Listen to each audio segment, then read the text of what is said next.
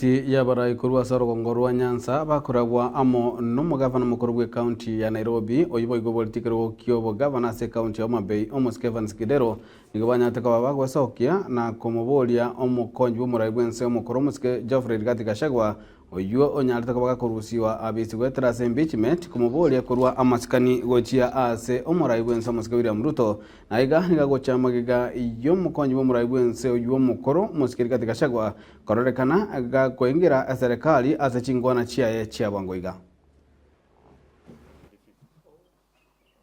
Yesterday, Sunday, was a very unfortunate day because we saw the former deputy president addressing a gathering at a church.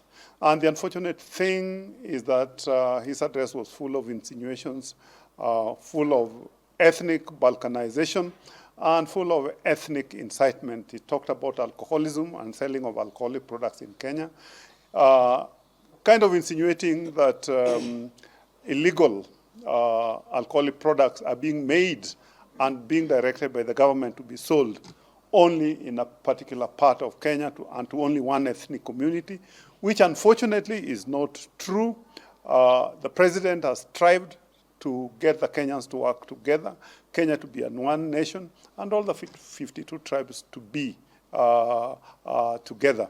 And his insinuation is unacceptable because we believe that this is probably the reason why he was impeached. It started with shareholding issues, and it ended up in his impeachment, and him insinuating that the president is directing alcoholic products to be sold only to one particular community is very, very unfortunate. And I want to call on the National Integration and Cohesion Commission to take this matter very, very seriously and investigate it. And he needs to be brought to answer and to provide evidence that this is so. For example, I come from the Kisii community. We only have one CS. Now, other communities have 7 CSs. They hold about 40% of this government, and no one is saying anything. So really, what we should be saying is that let the president be given an opportunity to appoint whoever they seem and deem fit to serve in whichever capacity, and that is what has happened. And so sensationalizing issues and making the president look like he's just appointing people from one community is not the best route to go.